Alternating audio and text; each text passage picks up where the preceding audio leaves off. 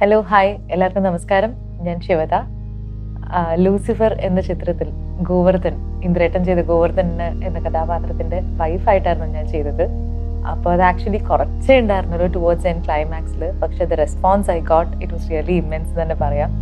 എമ്പുരാൻ എന്ന ചിത്രത്തിനെ കുറിച്ച് ആദ്യമായിട്ടൊരു ടോക്ക് വന്നപ്പോൾ തന്നെ എന്നോട് എല്ലാവരും ചോദിച്ചിരുന്ന ഒരു കാര്യമായിരുന്നു, ശിവതയുണ്ടോ എന്നുള്ളത്. അപ്പം ഞാൻ പറയാണ്, എമ്പുരാനും ഞാനുണ്ട്.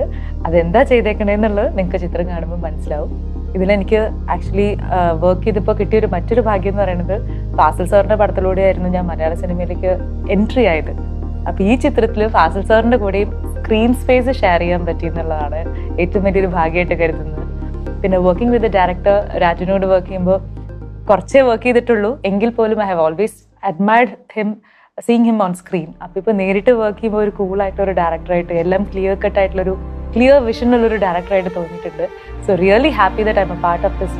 ഇങ്ങനത്തെ ഇത്രയും വലിയൊരു ഗംഭീരമായിട്ട് ഉള്ള ഒരു ചിത്രത്തിന്റെ രണ്ടാം ഭാഗത്തിന്റെ അതിലൊരു ചെറിയൊരു പാട്ട് പ്ലേ ചെയ്യുന്നു എന്നുള്ളതിൽ ഐ എം റിയലി ഹാപ്പി.